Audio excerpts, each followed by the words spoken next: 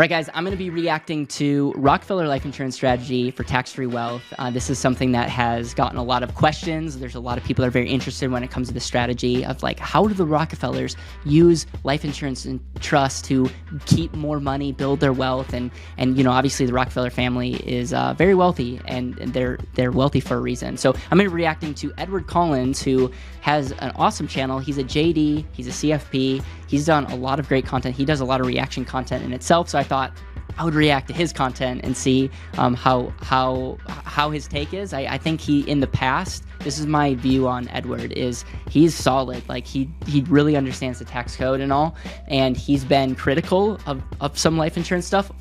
Rightfully so, because there's a lot of people that say life insurance is an amazing investment, and they'll like make bad math. And also, anytime someone's saying that this is the solution to all your problems, like run. And so he probably takes very similar takes that I would take in a lot of different places. I'm not sure if he actually does this, but I'm sure that he's working with some people that do this strategy. And then last thing I want to say is this concept of the Rockefeller idea is very much taken from my friend Garrett Gunderson in his book, What Would the Rockefellers Do? This book has sold a lot of copies for a good reason, because it's a great concept and they break down how the Rockefellers have done this. If you're someone that's like, I've not read this book and want to get this, I have a bunch of copies because I actually wrote the foreword to this book, and I would love to get this in your hands. And if this is a strategy that you're interested in learning more, we can get you this book. We can also get you a course and do some other good things as well. So there'll be a link somewhere down here, and I'll give you more information at the end of this video. Without further ado, let's jump into Edward's video and see about his take when it comes to Rockefeller life insurance strategy for tax-free wealth. Pillar number 2 is what you need to really focus on first and foremost,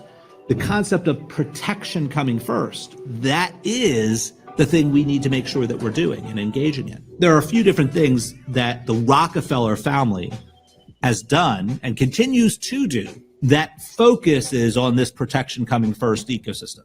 The first is the strategic use of permanent life insurance inside of the trust ecosystem. The Rockefellers do utilize this concept of permanent life insurance inside of the trust. And they do that because of the nature of what life insurance is. So life insurance is not an investment alternative. Thank you. It is a risk mitigation tool. This is why I get into some online debates, if you will, with insurance agents who post on social media, because oftentimes they're talking about life insurance being a great tool for wealth creation.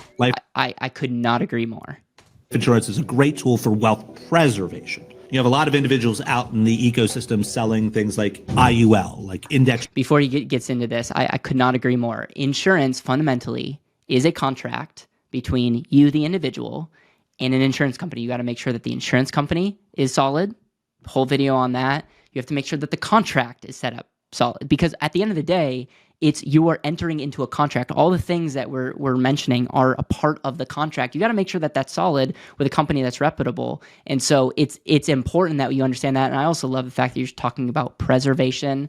I think anytime you get someone that says, this is going to make you a ton of money. I just reacted to a video on someone that says life insurance is going to get you over 10% return in whole life. And I'm like, this is why people like Edward is saying, like, I get into arguments online because of statements like that. That's not even true, but that doesn't, just because those aren't true, just because you're calling those people out, doesn't make you anti-insurance. It just is like, no, that's not why you should have insurance. Universal life. And I fundamentally have a challenge with that approach in this methodology, because oftentimes those types of life insurance policies are being sold and structured incorrectly with regard to this particular goal. It doesn't mean that you could not use certain types of life insurance policies for this outcome. It's just the vast majority of them that I've personally seen are not structured the correct way. Life insurance, imagine that it is an account, right? And every time you make a premium payment, it divides that premium payment into 2 separate accounts within an overall account. Account A is the account that handles all of the expenses that are associated with the life insurance itself, right? The actual risk expenses, like God forbid if you died, you have to have money in order to pay out claims, if you will, for that policy.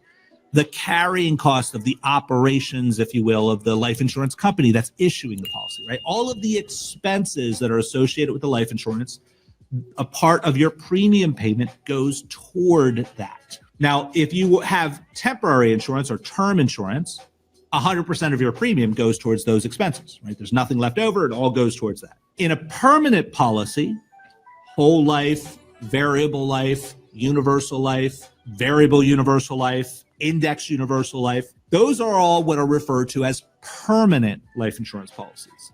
And the difference between a term policy and a permanent policy is there's a second account into which your dollars go. And that is some form of a cash value account.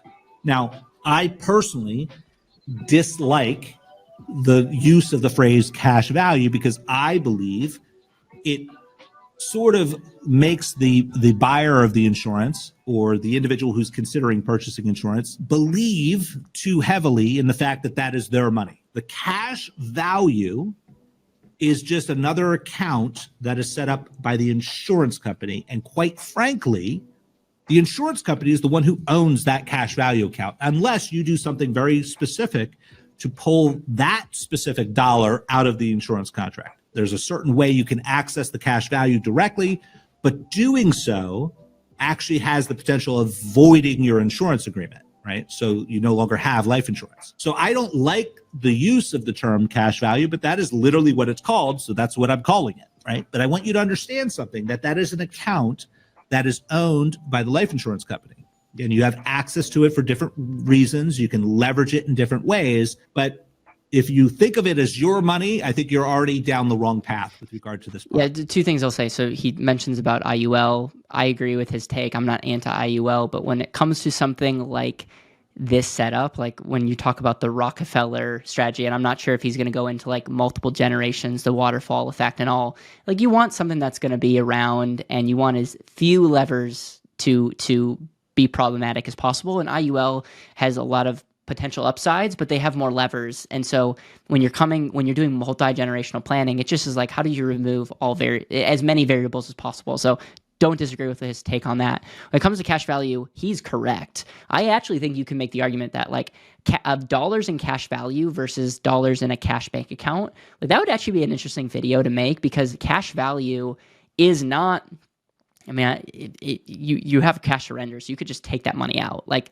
there's a point where it's like, if I wouldn't recommend this, but if you just want to take the money out, you could surrender your policy and get that money out. And a lot of times every policy will have their cash surrender value. And so anyways, I get that, but yeah, cash value is technically not cash like in your bank account. I actually think cash value is more valuable than cash in a bank account if you understand that, because it's not just access to capital that you have access to, but there's other things that are tied to that cash value number. And so I think there's actually something to that. And so on one side, Edward's 100% correct. And I also think that there could be a deeper dive on like the difference between cash and cash value. Cash has certain benefits. The list may be shorter. And then cash value, there's probably some negatives, but there's a lot of other benefits that are tied to having cash value versus cash. That's something I won't go down a rabbit hole, but there could be a part 2 to this whole video. And if I get the opportunity to sit down with Edward, that might be something that we do a deeper dive on. But why is this important? Well, life insurance policies have a very specific provision under the Internal Revenue Code that govern them. And if they are structured in the right way, the money that goes into that— I use if set up and used properly, and he says if structured the right way. So I like the jargon here. That cash value portion of the insurance contract can grow. And it could grow based on a variety of different things. It could be the underlying performance, if you will, of the insurance company and how they choose to invest the dollars. It could be the insurance company sets it up in such a way that gives you an option with regard to how those dollars get invested, based on a certain list, if you will, of investment alternatives within that agreement. Regardless, as long as it's structured the right way, and you have not done things to otherwise knock you out of this particular classification under the Internal Revenue Code, as that cash value grows, you do not pay any income tax on it. That's hugely powerful, right? It's a tax deferral mechanism. And so long as the money stays in that insurance agreement and never really gets withdrawn by you truly, then there's no taxes on it ever, because the death benefit proceeds of life insurance also are not income taxable to the beneficiary. So a life insurance contract has a lot of tax benefits that go along with it. And here's the interesting thing that the Rockefellers really leveraged to the nines, right? They definitely did it like awesome. They structured their life insurance in such a way where the death benefit was not necessarily as high as it could have been, but the cash value accumulation within the policy was. Now, all right, a couple things I'll just say. 100% agree. Life insurance is a contract. Love that language, Edward. Grows tax deferred. Love that language. The death benefit gets paid out income tax free. I love how a lot of times people, and they're like, they steal your cash value and the death benefit. It's like, well, the death benefit should grow over time, and that's actually really beneficial when it comes to tax code, because from a tax benefit wise, it all comes in income tax free. And if you have problems when it comes to estate planning, you obviously want trust and all to help with the estate plan tax, but then they can borrow against it, which is not considered income. And so some people call this like a rich man's Roth, which may or may not be politically correct, but it's like that's the idea of this, because you can stuff a lot of money in and you get a lot of the similar benefits to a Roth. Just reacting in real time to this, you're totally right. You're maximizing the cash value benefits and you're minimizing the death benefit. But your death benefit has to be greater than your cash value. And so this picture, while it's illustrating a point, is not accurate. Your death benefit has to be greater than the cash value to make it, tax-free, and to make it insurance. So that's the point I want to make, is sometimes I think people hear that and they might think like your death benefit should be like just right above or just right under your cash value. And that's not how it works. You're still optimizing it really, really optimal, but sometimes that still means you get hundreds of thousands, if not millions of dollars of death benefit, depending on how young you are, how healthy you are, how much money you put in. There always needs to be something like a difference, right? Your cash value cannot equal your life insurance, because then the IRS actually... So he said it, just the illustration was mixed up. It treats that as a different entity. They don't treat it like life insurance anymore. They treat it as something called a modified endowment contract.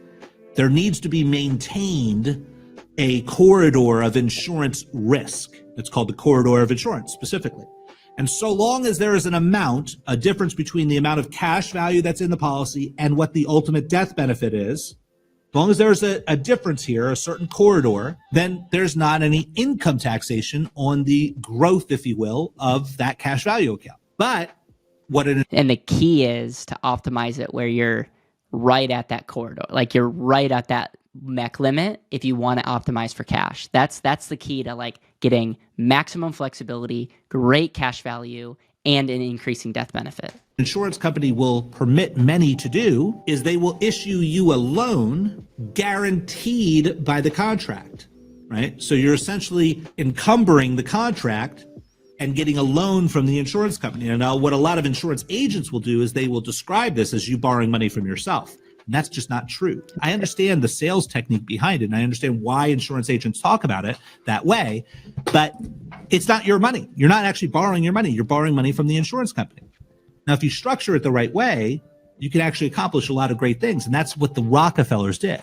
They structured their life insurance in just the right way, so that the death benefit is pretty low, the cash value accumulation is pretty high, which means the cost of insurance, the portion of your premiums that get paid every period, whether it's monthly, quarterly, annually, whatever your premium payment period is, the portion of your insurance premiums that's going towards the cash value account is much higher, and the portion that's going towards the expenses associated with the insurance contract is much lower, right? That just means more of your premium payment is going towards the accumulation of a cash value account against which you can leverage a loan from the insurance company, meaning you can borrow money. And the secret ingredient to loaning or borrowing money is that borrowed dollars are not taxed to you. So you can put money into an insurance contract, allow the cash value account to accumulate over time, and given enough time, you may acquire or accumulate, if you will, a large amount of cash value. And the insurance company may permit you a certain percentage, if you will, of that cash value's worth. They may give you a loan equivalent to that. A lot of times it's 95% or more is usually what you have access to. So if you had $1 million of cash value, you would have access to 95% of that to use in a loan against the contract. right? So whatever that particular insurance company's policies are with regard to their loans. Now, protection coming first is critical because what happens was the Rockefellers understood that if we put money into an insurance contract, at some point in the future, not only does it create a protection for my ability to generate income, right? Because if I die, my insurance policy will pay off a death benefit that is not taxable to the recipient, right? It's an income tax-free situation. So it can replace, if you will, my individual ability to generate income, right, to help my family on a forward-going basis. But while I'm alive, I could also borrow from that insurance company policy. And that borrowed dollar doesn't get income tax to me either. Maybe I pay that back, maybe I don't. But if there's a scenario where I do not pay and I still have an outstanding loan from the insurance company, my death benefit is reduced by the amount of outstanding loan, which is not taxable. That's why this is so powerful, right? It reduces our exposure to the tax ecosystem that erodes the dollars that we're working hard to create. And that's why the Rockefellers leverage this. The other thing is that there's no qualification to borrowing the money, right? You don't have to qualify to a lender to borrow the money. It's just by contract, you have the ability to borrow based on whatever the cash value is that's accumulated within the. And that's why some people call it your own bank because of that. You know, you don't have to like justify. I love what Edward's breaking down here because it's in such a non-hypey way is exactly what I'm trying my best to teach here, where it's like, listen, it's not an investment. It's preservation. It's protection. And why it's so powerful is it protects you. The foundation of your life, a lot of times in trust, gives you access to use that capital to do whatever you want to do. But at the end of the day, no matter what this happens over here, as long as the contracts are in place, it's going to ensure that even if your money, if you use it over here and it does not turn out, you're still going to have a death benefit that's going to be able to get paid on to the next generation. And that's like worst case scenario. Best case scenario is the things that you're using your policy for actually increase to the trust and to your wealth and all. And so it's just like, it's one of those aspects. I love the non-hypey nature. I wish more people understood this because I'll have people that are going like, I don't get like, how does this arbitrage and all these things? It's like, if that's what you care about, this is not the strategy for you. Like you could still do arbitrage and other things. This is at a foundation. You don't necessarily want to arbitrage your money or, you know, as it relates to the foundation of your house, you know, it's just like, that's not arbitrage and foundation don't necessarily go hand in hand. And that's where, unfortunately, I think a lot of people, you know, get them mixed up because they get excited about some of the features and then they might overhype some of the features. But in the process of overhyping those features, they almost like downplay or put a shadow on the strategy in itself. Policy. So as long as you're paying your premiums and the policy is performing, it gives you the ability to have access to capital, which you could use that money for anything you wanted to. You could go use that money to buy a business. You could use that money to buy real estate. You could use that money to invest in your existing business to create another stream of income or to support your business during a growth phase. I mean, there's lots of ways you can use this. Again, I've been called like an anti-insurance person by a lot of insurance agents. It's not because I'm actually anti-insurance at all, right? I actually think insurance is a great tool. I just think that the way a lot of agents sell it is as a tool that it isn't. It is not an investment alternative. It is specifically a risk mitigation tool. It has other benefits, right? And if you structure it the right way, you get those benefits. But here's the kicker. Like the way I just described structuring it, the least amount of death benefit with the maximum amount of cash value, wouldn't it be interesting to know that that actually results in some of the lowest commissions to the insurance agents that there are? Listen, I'm an unapologetic capitalist, but it's interesting to note that people who are selling it to you are not necessarily incentivized financially to sell it to you the right way. Now, there are a number of actually good, ethical, good insurance agents out there that do structure things the right way.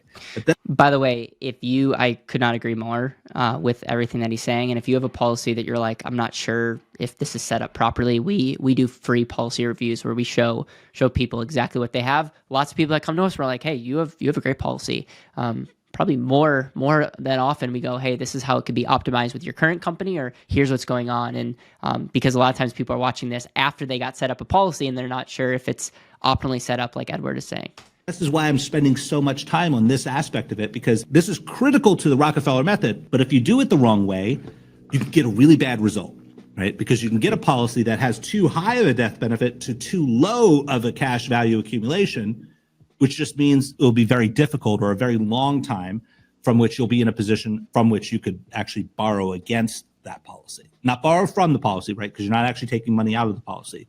You're borrowing money from the insurance company, and they are essentially guaranteeing that loan to you with the policy itself. There's a lot of other nuance on it, and I have an entire video on how life insurance works. And if you haven't seen that, definitely be sure to jump into that video. I have another video on the Rockefeller method specifically, right? And how the Rockefeller method is utilized specifically with regard to insurance concepts, right? So I dive much deeper into that environment. So if you haven't seen that either, go ahead, jump into that. The other thing when it comes to protection is not only do you want to protect your ability to generate income for the family, you also want to protect the assets from all of those enemies at the gate, right? The creditors, the litigants, the opportunists who want a piece of your pie. And the way you do that is through that layered entity structure that I talked about, right? The real wealth matrix is the ideal hierarchy of ownership because it literally incorporates that layered entity structure. Like we use, again, trusts, holding companies, operating companies. Now, it's important to understand that there is nothing in the law that says what a holding company is.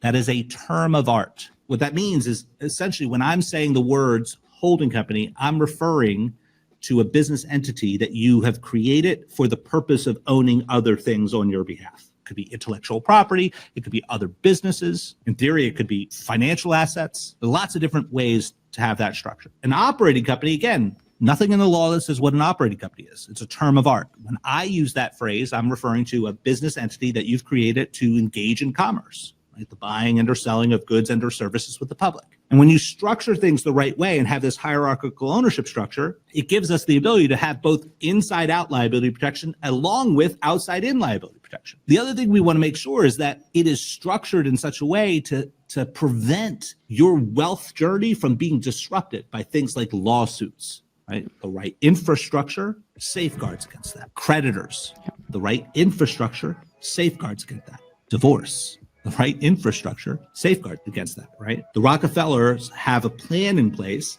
that incorporate all of those different aspects into the outcome that they're looking to perpetuate, which is generational wealth. So having that right infrastructure makes that a possibility. If you got value from this video. All right, so Edward, 10 out of 10, man. I really, really appreciate your video. I think you were spot on. A couple things that weren't mentioned in this video is this idea of the waterfall method of saying like as the Rockefeller family, like as kids were born, they would get life insurance that would tie back into the trust. I think that's also really important because no matter what one generation does or what one person does, it's almost like a reset, and it ensures that every year, every generation, that the trust and the family wealth gets larger and larger. And so I think it's one of those, you could say, is that efficient? If you put all your money in X asset, it could be blah, blah, blah, blah, blah. And I think at the end of the day, it's like, if you think long-term enough, you gotta like plan for like a certain generation to just not be that great. And instead of wiping out the entire family wealth, what if they just, slowed down the growth, but there's a reset, or that the trust could continue to grow. And so that's something that's really key. You don't necessarily need a setup like this to have a version of this. There's a lot of people that buy life insurance on their kids. My daughter has a life insurance policy on herself, and obviously with not proper trust setups, I can't necessarily ensure that her kids do this strategy. But it's at the end of the day, it's like we're getting things started, and then obviously operating companies, holding companies, trusts are all designed to further protect, but also ensure that things continue to happen. I mentioned this earlier, but if this book, What Would the Rockefellers, is something that you're interested, we'll have a link down below on how you can get this copy and a course that Garrett himself did. Garrett's been on this channel multiple times. He's been at almost all of my events that I've put on for insurance professionals, and he's a great friend, and very much want to support this. And I actually wrote the foreword to this version of What the Rockefellers do. So pumped about that. And yeah, if you're someone that wants us to review, wants to learn more about this strategy, please let us know. Let me know if you have any questions. We'll have links down below for reviewing and for having a conversation with our team. And if you're someone that's like, hey, I would love Caleb and Edward to have a conversation, please let me know that there's a possibility for us to sit down sometime, maybe in the near future. And if you have any like dying questions of like, this would be a great thing to ask, please let me know, and we'll make sure to make that happen. All right, take care.